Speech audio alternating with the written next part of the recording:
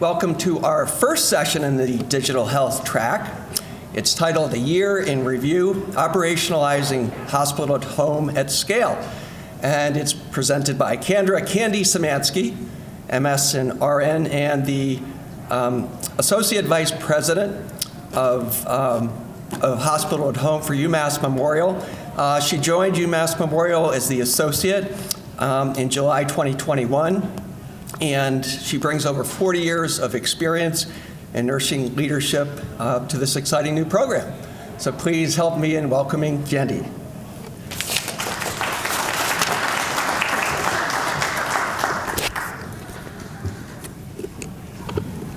Yeah, I said height is not one of my strengths that I bring to this, but good morning, everybody. It's so exciting to be here to present to you. I did have the amazing opportunity to present this at Himss in Chicago in April, so I'm thrilled to be able to bring it more local. I am Candra Szymanski. I am the Associate Vice President for our Hospital at Home program. I've actually been with UMass Memorial since 1981. This is my retirement job. So I actually retired in February of 2021 for about 1 week. And I'm so thrilled to be able to present this to you. Just by a show of hands, how many people are familiar with Hospital at Home? You have hospital home programs with your organizations? Or you're just familiar with the concept? Great. That helps me a lot. This is my forward button. When I presented at Himss in April, Chris McGee from Current Health was with me, and I just recycled the slides. So my goal today is to really introduce you to Hospital at Home, and of course our UMass Memorial journey, and then to talk a little bit about the model, but most importantly about what we've seen as a result of starting a Hospital at Home program, and then what we think we predict for the future. So I'm going to talk a little bit about CMS's role in Hospital at Home. We are a waivered program. That's a very important distinction. Explain the steps we have gone through to get our program where it is today. Talk a little bit about the social determinants of health, because those are incredibly important. And then how we keep our patients safe, our staff safe, and how satisfied our patients are with our program. And then, as I said, what we see about the future. So, many of our healthcare leaders have a lot of concerns. It's incredibly challenging to run a healthcare organization today. And I say that coming from having been the chief operating officer at Marlborough Hospital for about 14 years. There are just so many issues for us to have to worry about.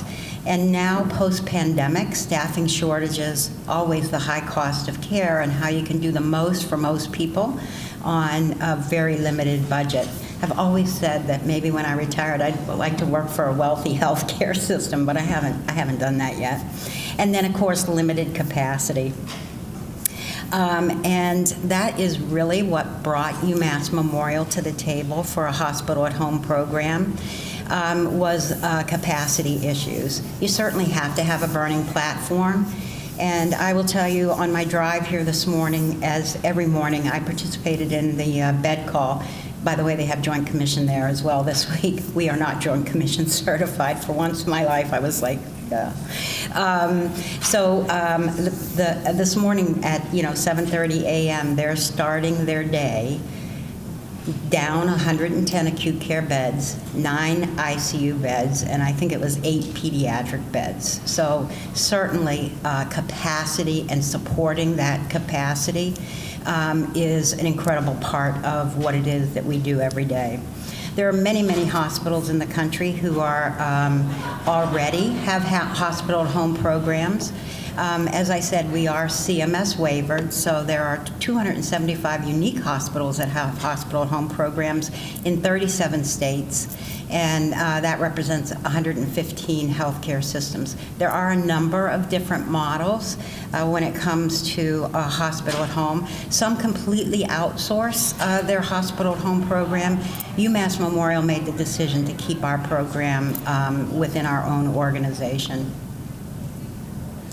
So just a little bit about UMass. We are a safety net, we are the largest safety net academic medical center, tertiary care center in central Massachusetts.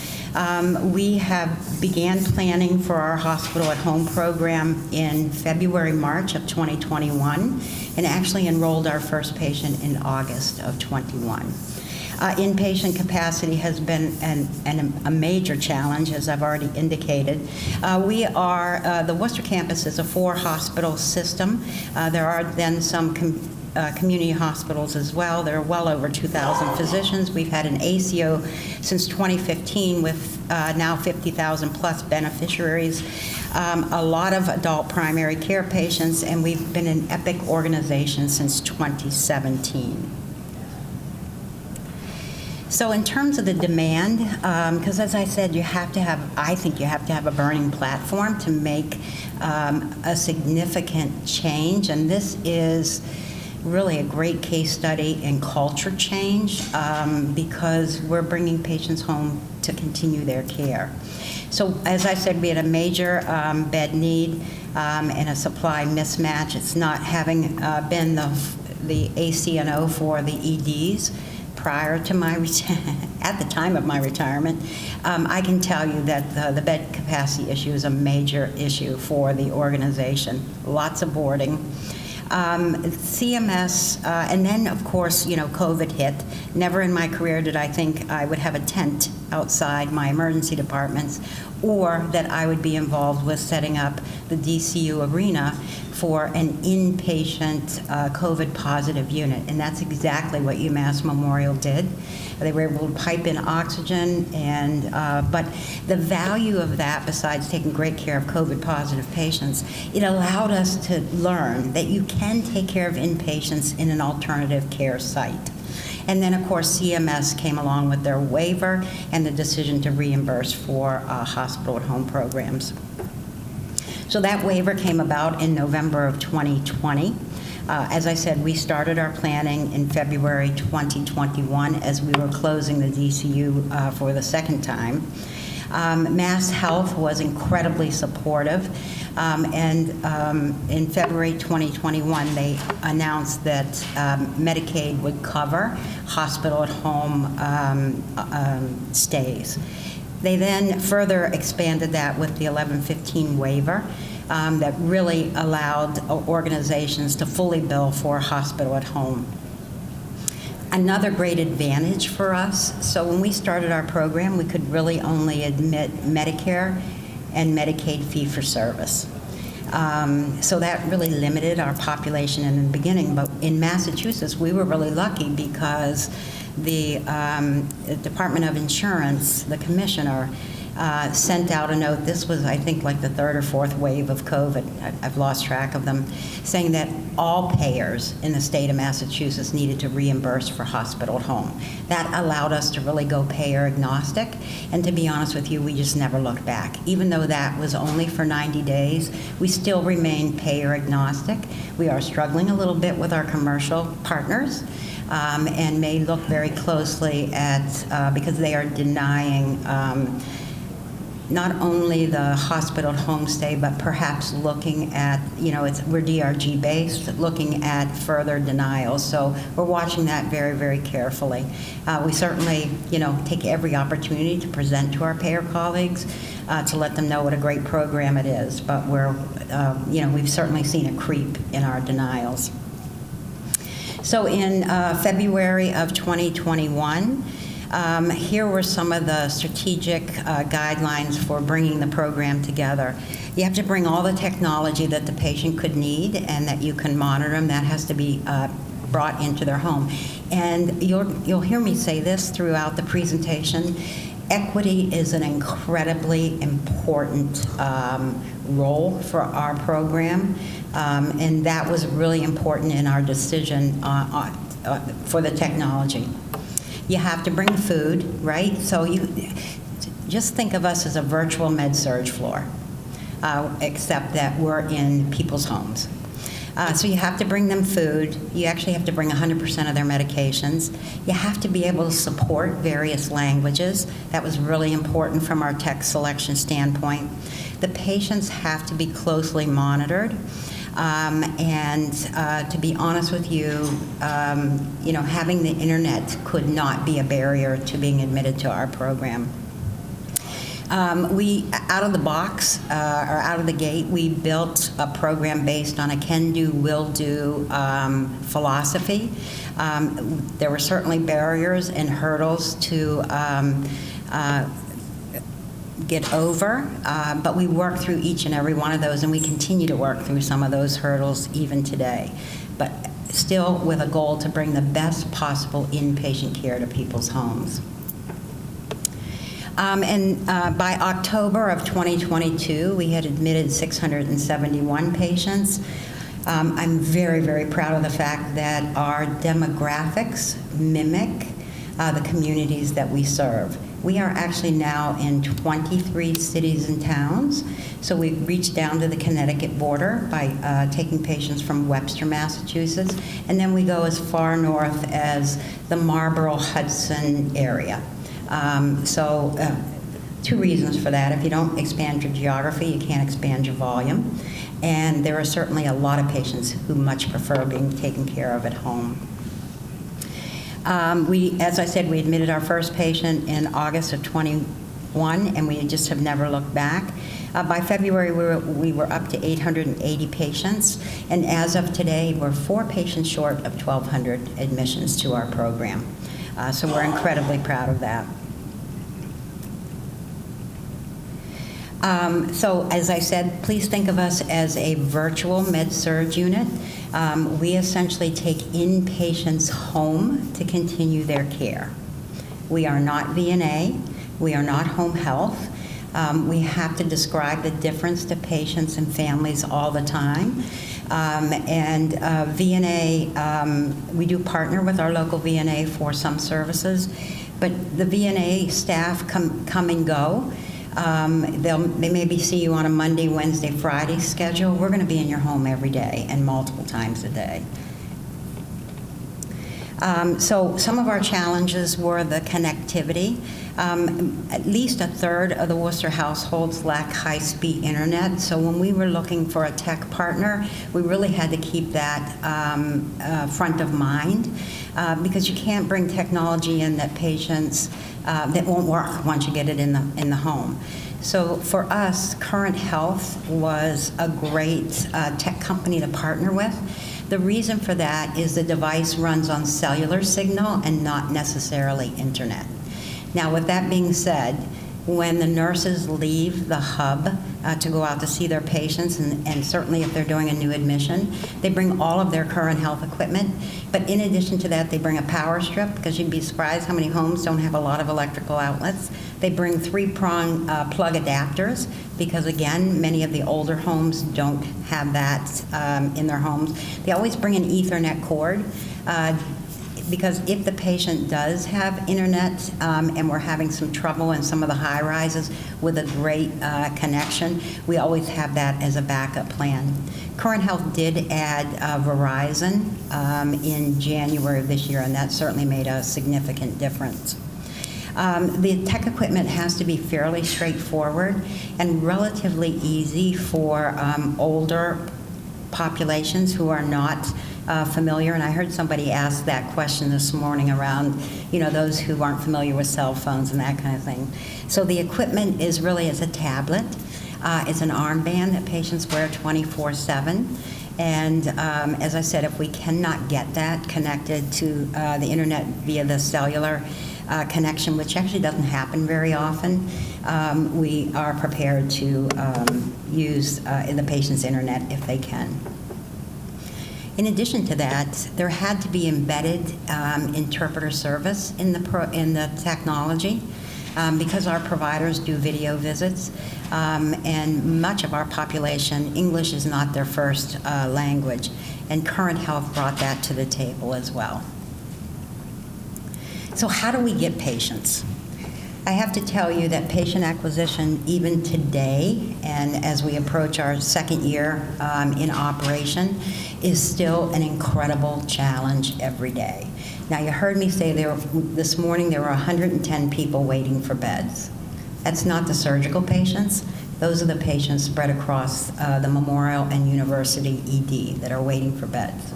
You would think it would be relatively easy for me, right, to fill my census to 21. Not the case. There is some challenging alignment there. So our providers in the bricks and mortar, because of the CMS waiver, have to do the H&P. So I meet a patient, I do their H&P, start their workup. Do I really want to give that patient away? Because who's in the wings? So there's a little bit of a mismatch there, or misalignment. So every day that's a hurdle for us to get over, to convince our colleagues that, one, it's a safe thing to do, and to let us bring their patient home. If indeed the provider who's caring for the patient agrees that we can bring the patient home, we speak directly to the patient and any interested family members to make sure that they're comfortable with us being in their home multiple times a day and continuing their hospital care. There certainly are patients who refuse. They're just not, they prefer to be in the bricks and mortar. They feel safer there. Sometimes there's not as much support as home as perhaps we or they think they need. So there are certainly patients who decline our service, and there are colleagues who feel that their patients aren't quite ready.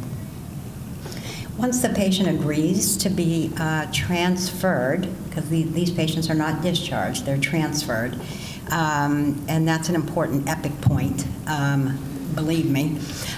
So they are transferred back to their home to be cared for. We do provide that transportation. So they are either moved by chair van or ambulance, and then we meet them at their home. As you can imagine, the logistics for getting a patient home are quite challenging every day. So if we have a patient that's on oxygen, and I'd say about 98% of our patients are, we have to be sitting in that driveway when the patient arrives. We cannot hold up our EMS colleagues while they're making that transfer. So we have to carefully organize that dance to make sure that we're actually sitting right there, and we have the oxygen concentrators that the patients need. We explain our program thoroughly, we get buy-in, and then we're thrilled to bring them home and take great care of them. The CMS waiver requires that you monitor your patients 24/7. And since we're not in the home, we really do rely on technology for that. So our patients wear an armband.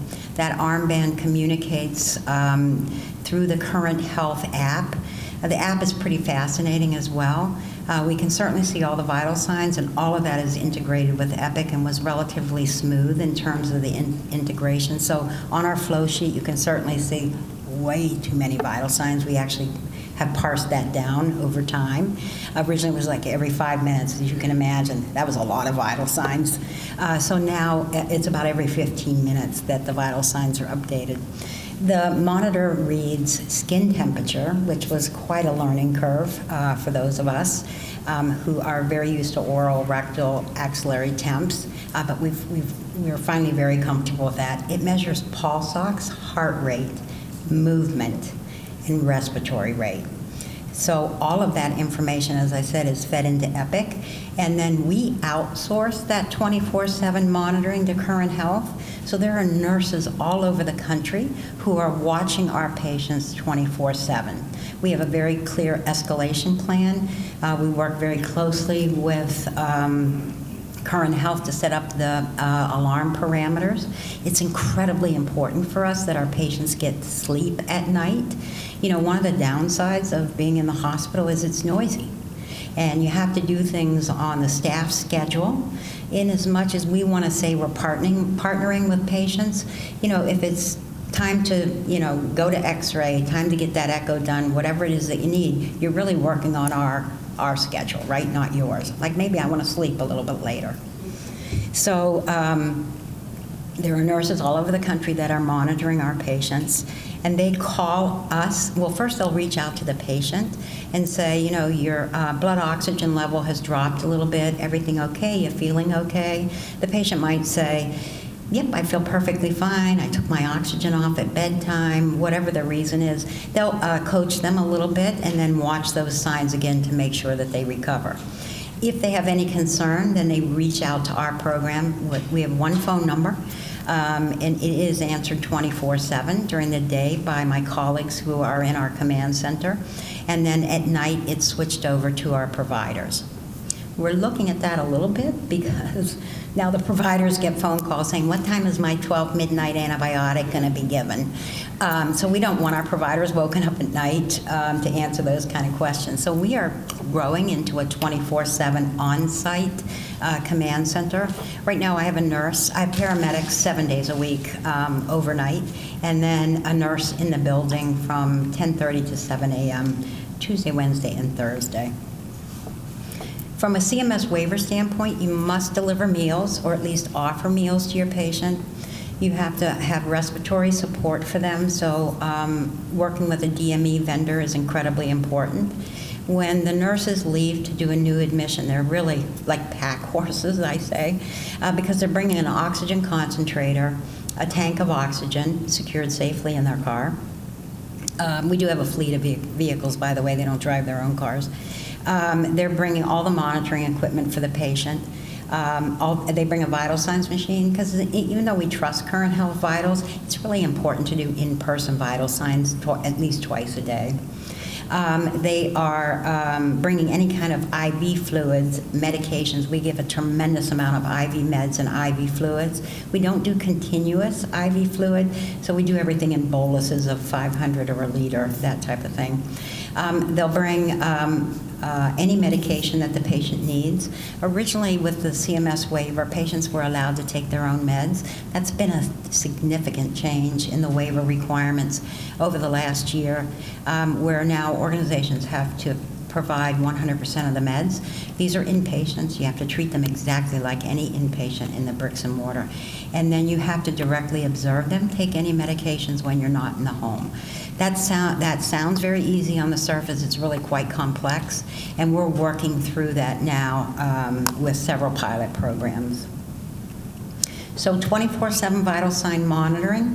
If the patient gets in trouble and doesn't feel well, there's a button on their Current Health tablet that says, I need help. That connects them directly to the Current Health nurse that's monitoring their care, and they can have either a video conversation or a telephone conversation with that nurse. We must provide 2 in-home visits a day. One of those visits can be by a paramedic, and we do partner with our mobile integrated health paramedics. They're very much a part of our program, seated right beside us in the command center. So one of those can be a paramedic visit, but both cannot. Now, programs that are outsourced and use only paramedics, there's always a nurse that does a video visit with the patient and plans the care. In our case, though, we're an in-person program, so 2 visits a day, 1 virtual visit by our providers, at least 1, I should say. Very often, if there are change in medications, someone whose insulin is a little more complex, they may actually do a second video visit later in the day just to see how somebody's doing. Somebody who is febrile in the morning, struggling with some nausea, that type of thing, they'll often do a later check-in just to make sure everything's going okay. But that video visit is done via the tablet. Our backup for that, because I'm often asked this question, is FaceTime. FaceTime has not failed us. The video connection does sometimes get a little wonky, but that's there. So the nurse is in the home, the patient is in the home, the nursing assessment has been completed, and then the video visit with the provider starts. Meal service, as I indicated, 100% of the medications come from our pharmacy, except pharmacies cannot, in this state, provide narcotics. So our narcotics for our patients come from our outpatient pharmacy. And as you can imagine, we're back and forth to the pharmacy multiple times during the day if there are dosage changes. So we really bring in about 24 hours worth of meds to our patients every day. The nurses use 5.5-ounce little plastic cups we get on Amazon to sort out their meds by time. And then they leave a very clear instructions as to when patients can take those meds when we're not in the home. As I said, we partner with VNA, the local VNA, and VNA provides for us PT, OT, speech, and social work, as well as some home health services, although we have a couple companies that we partner with there. So because these are inpatients and you have to treat them exactly the same, you have to be able to have those services. All of our consultants, our specialty consultants, can virtually consult with our patients. We can actually move patients back and forth to the medical center if somebody wants to, see a wound in person. We try not to do that because we like people being cared for in their home.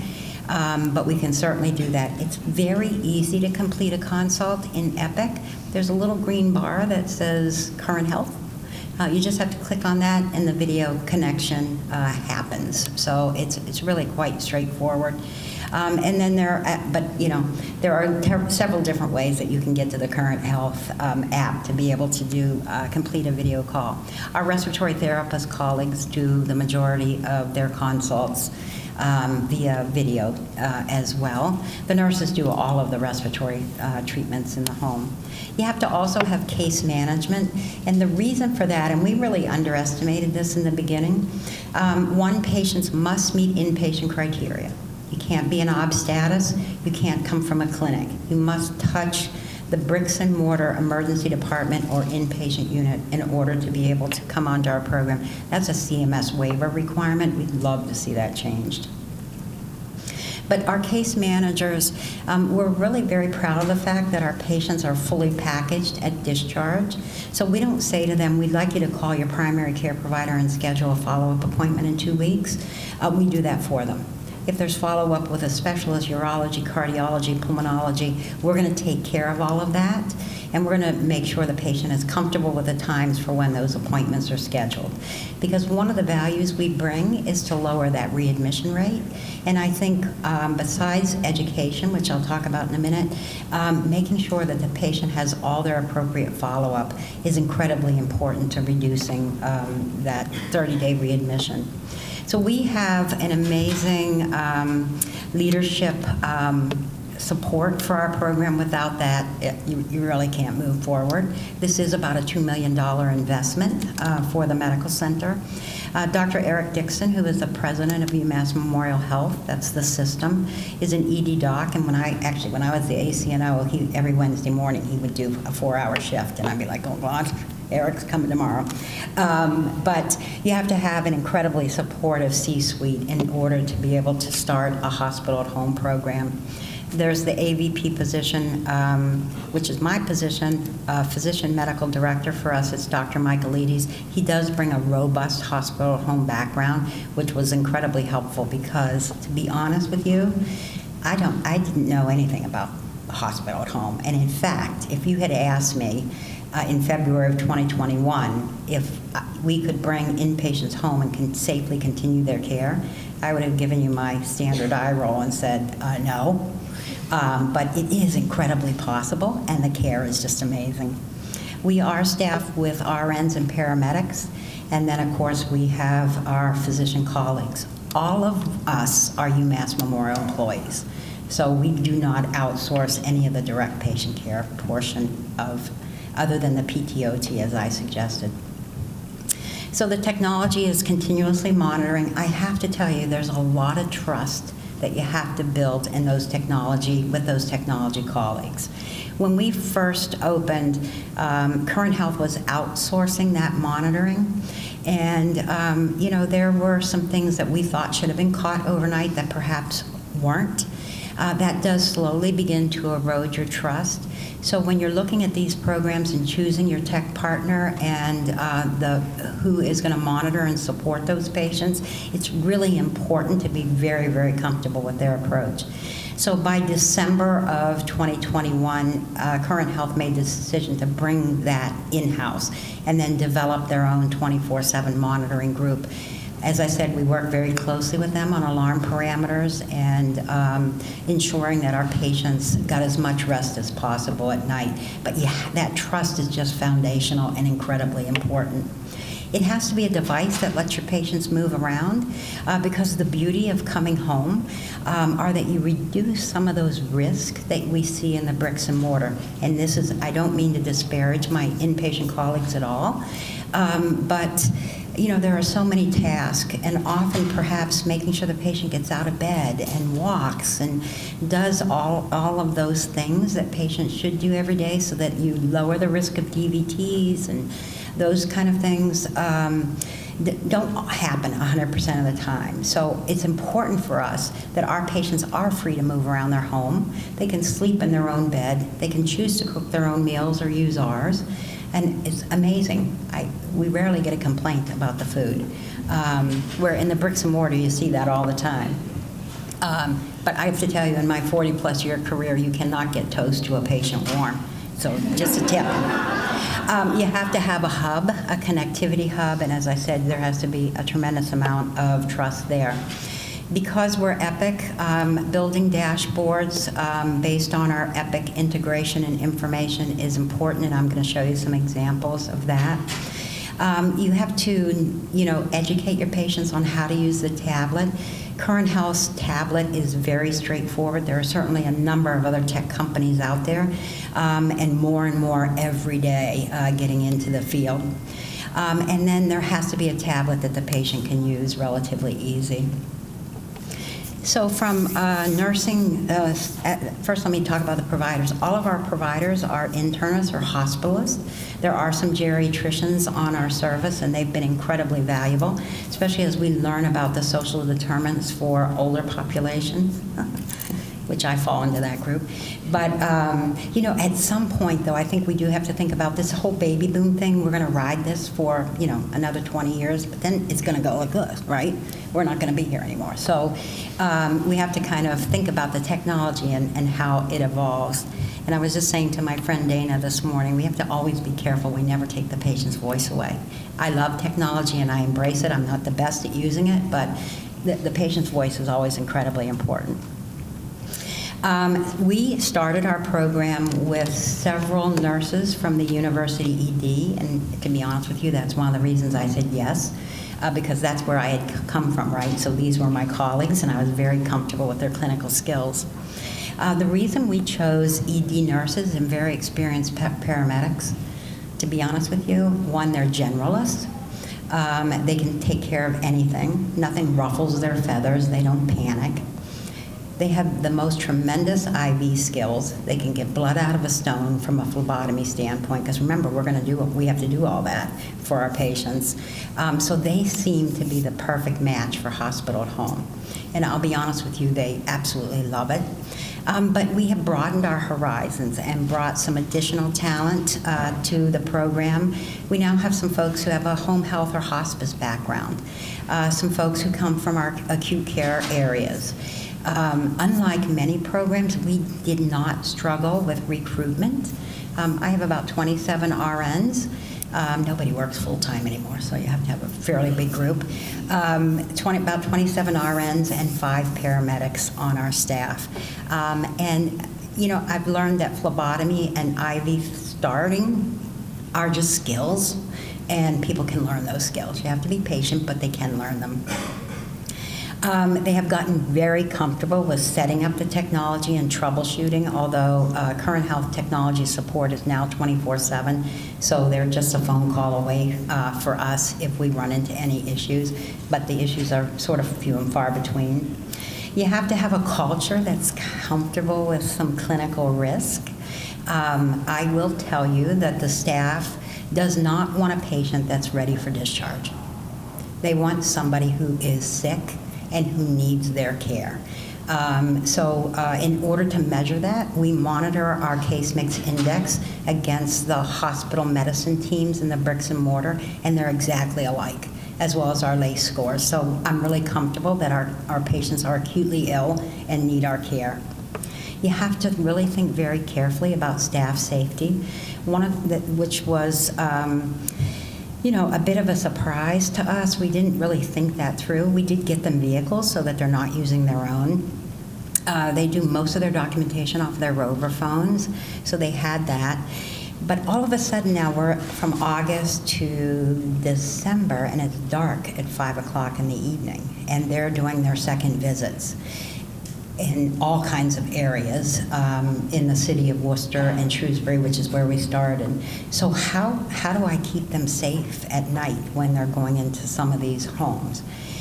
So we spent a lot of time chatting with them about, they have flashlights, they have shovels, they have flares, because they, not flares, but those triangles that glow in the dark. They have panic buttons. They carry pepper spray. All these little things that you didn't have to think about before, but you do have to keep them safe when they're on the road. They do get parking tickets, too, that you have to pay. So what are some of our results in our first year? And we're going to talk about clinical results as well as patient experience, and then some operational things. We have an amazing dashboard and a great data analyst who supports us, and we still meet with weekly. We know that falls is always a problem in the bricks and mortar. It's hard to try, the bed alarms, don't get out of bed, all of those kind of things. They do happen in the home, but as you can see, with a much lower rate. So our fall rate is still less than 2%, where the bricks and mortar tends to be a little bit higher.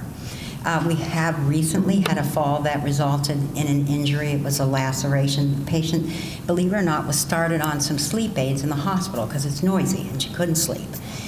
We continued that at home, but she had a nightmare in the middle of the night, got up, tripped, and ended up with a laceration. In that case, just like the bricks and mortar, we follow all of the SI and reporting requirements and did a root cause analysis, that kind of thing. We now stop those sleep aids when patients come home. So falls with major injuries, as you can see, is incredibly low. Here's the other value that we bring to organizations, and especially to our payer colleagues. If you're in the bricks and mortar and having some trouble ambulating, PT says, oh no, we don't think you're safe to go home. 9 times out of 10, they're either looking for inpatient rehab or for a SNF for you. We really bring those patients home. We do a lot of discovery around what kind of support people have in their home. And if you had some home health aides, a PCA, that kind of thing, before you were admitted to the hospital, we're going to find out where they came from, and we're going to restart that service. That cost comes to the program because our payers would not pay for that while you were admitted to the hospital. So we restart that to make sure you're 100% safe at home. So our discharge rate to SNFs and to short-term rehab, as you can see, is well below the medical center's benchmark. We're very hopeful, since the CMS waiver has been extended through December of '24, which that time is flying by very quickly, that there'll be some national benchmarks that we can use. Right now, there are not great benchmarks out there for other hospital home programs. So because we're an inpatient unit, we do benchmark against our colleagues in the bricks and mortar. Discharged home with services, this might be VNA for PT, VNA to continue some IV antibiotics. So our rate, you can see, is at 35.8%, which tends to be a little bit higher than the bricks and mortar, but those patients aren't going to rehab or to SNFs. They're staying at home with those services. And then, of course, our 30-day readmission rate. We're incredibly proud of this, and it does flux. It will go as low as 5 or 6%, depending on the acuity of our patients. It really tops out probably at about 11%. Here's one of the important things to know. We're going to look at those social determinants of health. If I'm laying in bed in a hospital and you say to me, Candy, we're going to send you home. Do you have all the prescriptions that you need? Do you take those inhalers every day? Do you have food in your refrigerator? Does somebody help you cook those meals? I can lay there and look you straight in the face and say, oh, yes. Yep, I have all that. I never cut my pills in half. I have all the inhalers I need, plenty of food. We're going to be in your home. right? We're going to open that refrigerator. We're going to get out all of those pill bottles and see whether they're accumulating dust. We're going to look at that respiratory nebulizer that you've had for 20 years and see, is it also covered with dust, or are you actually using that? And more importantly, do you put the medication in it? We had a patient who was admitted with a COPD exacerbation, and so we kind of got her over the hump with IV steroids and Q4-hour nebs and that kind of thing, and then did a teach back with her about her nebulizer and asked her to show us how she uses it. Well, she did everything great except put the medicine in it. So for 15 plus years, she's been using a nebulizer with no medication. And who would have known that unless we were in her home watching how she cares for herself? We certainly admit patients who struggle with some clutter and hoarding. That's not a detriment to us. We'll make sure there's a clear pathway to get to that bathroom or to the bedroom. One of my favorite stories was a young man who lived in a kind of a group home setting. That's the other thing. There's a myth that this is only for the wealthy and the well-insured. That's so far from the truth. Many of our patients, as you'll see in a slide, truly don't fit in that category. We certainly take care of patients in private homes, but we'll go to a group home, we'll go to a high-rise. We are not allowed to really go into SNFs. That's more their DPH regulations. They won't give up control of their medications. But we'll do assisted living. As long as you have access to a bathroom and you have electricity, a roof over your head, and running water, we're going to do our best to go there and take care of you.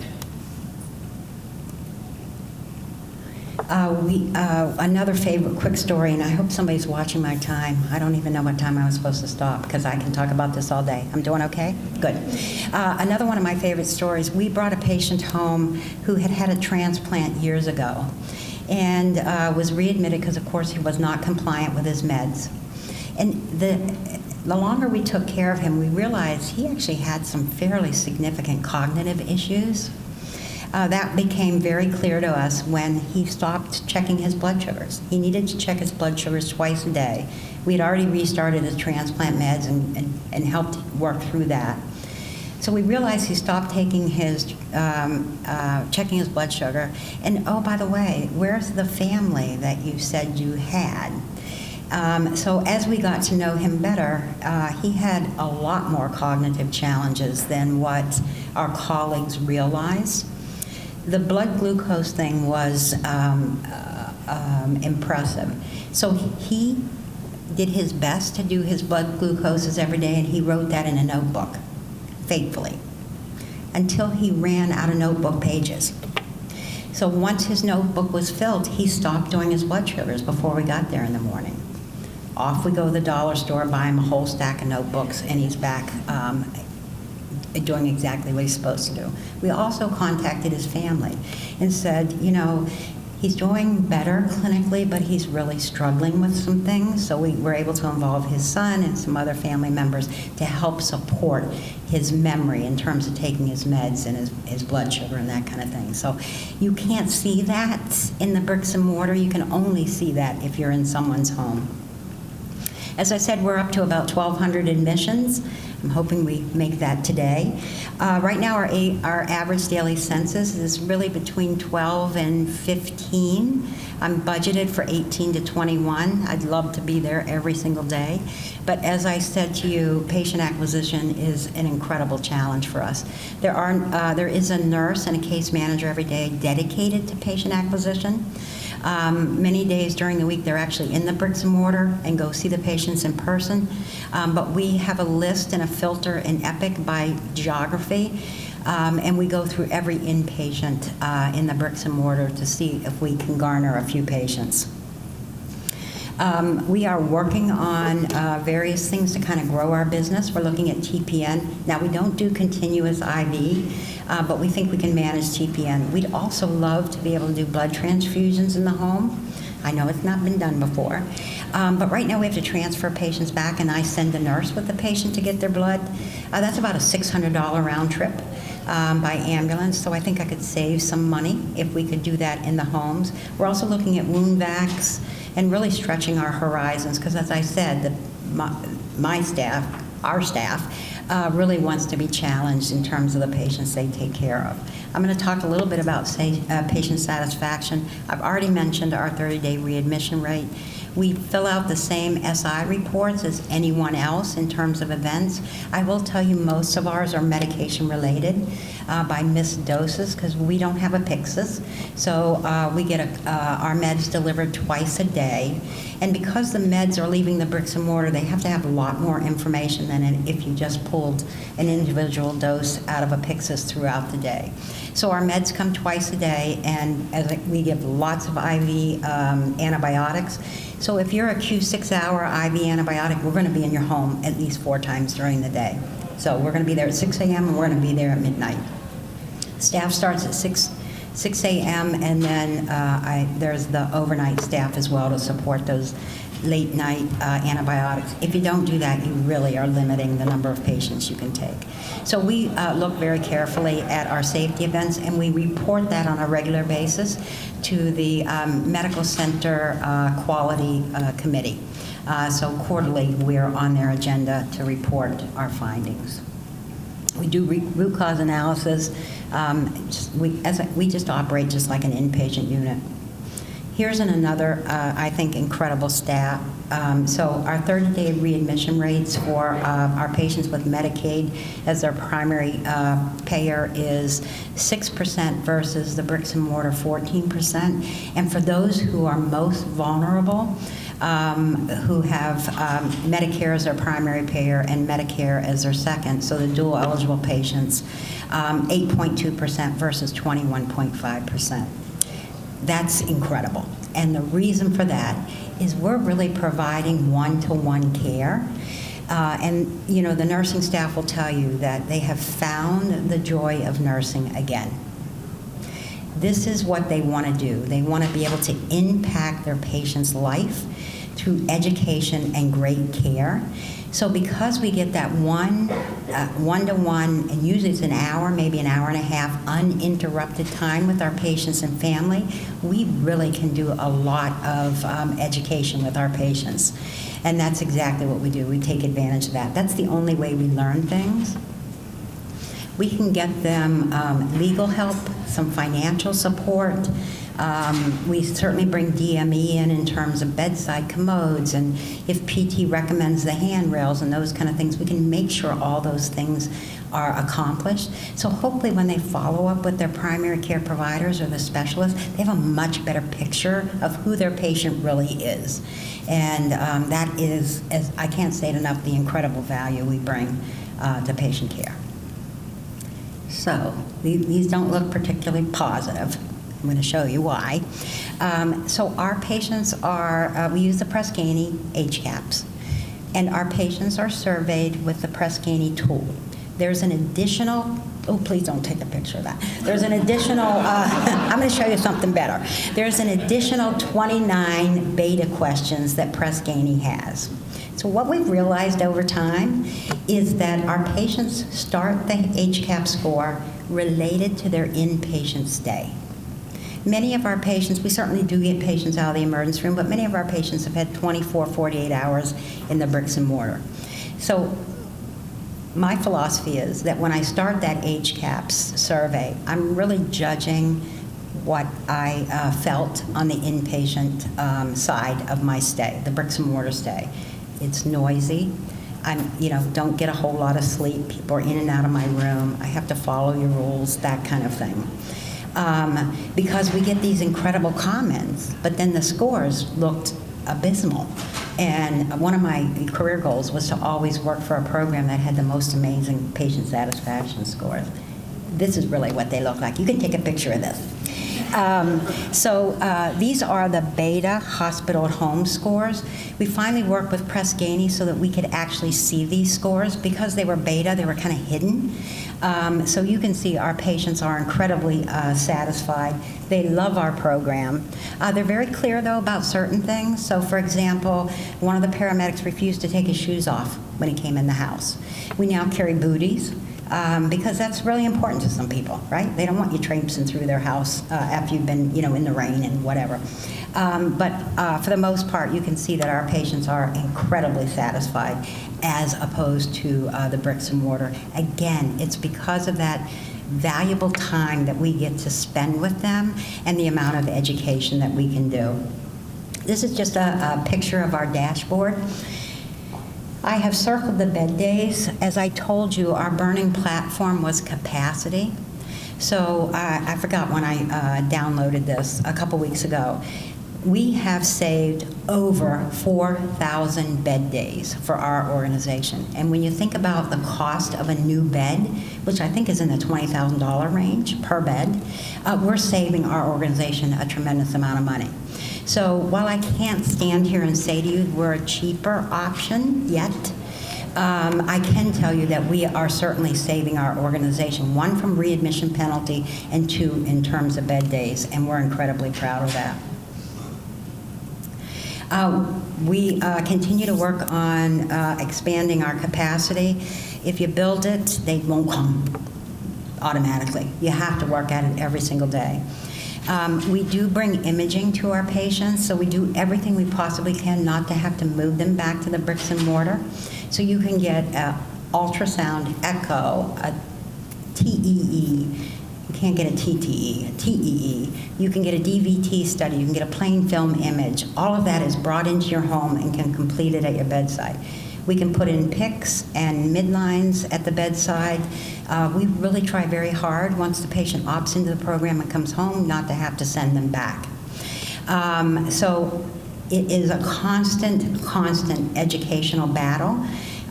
People, I think, probably get sick of seeing us, but we start our days with a multidisciplinary round, just like any other unit, at 7 a.m. And in the bricks and mortar, there's a checklist for their multidisciplinary rounds. We're supposed to be number one on that list.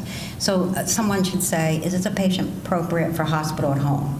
It just doesn't work like that. Coming from an ED background, there are a lot of patients who are actually admitted to the hallways on the inpatient units. So I met with my colleagues and said, look, if you're going to send somebody to a hallway on an inpatient unit, they can come home. Just put in a referral to us, and it's just a simple Epic secure chat referral. We make it as easy as we possibly can to be able to grow our volume, but it's every single day.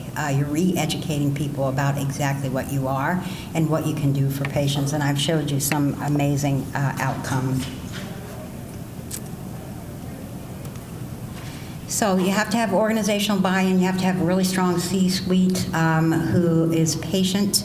And although we've asked a number of times to be the admission location of default, that hasn't quite happened, but we certainly do have a lot of C-suite support.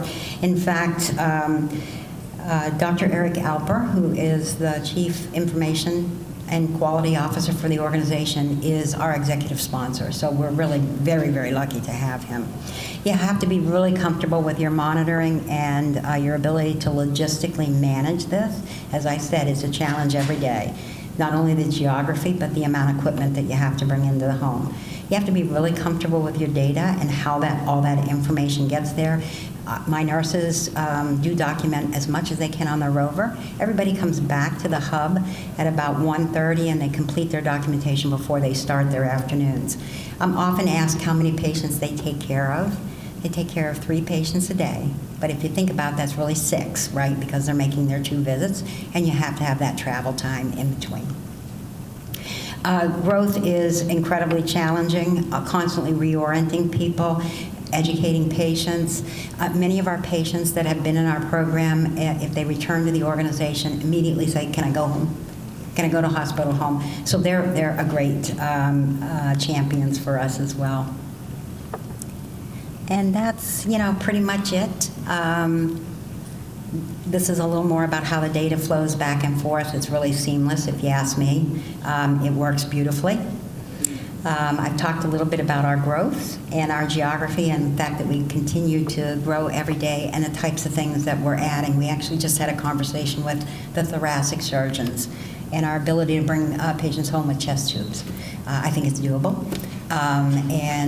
So we'll continue to work on that. But we're always looking at a different way to slice this just so we can grow our volume And now I'm happy to take any questions. Again, how much time do I have left, Dana? 5 minutes. Okay. Because as I said, I can talk about this all day. Thank you, Candy. That was fascinating. You mentioned early in the presentation that you hope that the CMS waiver requirement around patients not having to hit the brick and mortar of the hospital would go away. If that did come to pass, how would the processes change? Well, it would allow us to take patients out of clinics, right? Because they're getting an H&P done, and the decision is made to admit them, so they wouldn't have to hit the emergency departments. And if you're already having a capacity problem, if I can take you out of a clinic, that would be great. Patients who are neutropenic, oncology patients who are neutropenic would be a perfect example. They need some IV antibiotics, and we can take great care of them at home. So it would certainly allow us to do that. It would bias joint commission if the waiver went away and we were a permanent program. But we would hopefully have some national guidelines, a data pool that we could all compare ourselves against each other. But the most important thing is it would open us up to a lot of patients that we just can't get our hands on because they need to be admitted from the pulmonary clinic, so they sit there all day waiting for a bed, or perhaps observation patients in the future would be great. Right now, the waiver ties your hands to inpatient status, so that would be a great opportunity as well. One more question? Well, thank you guys so much. My pleasure.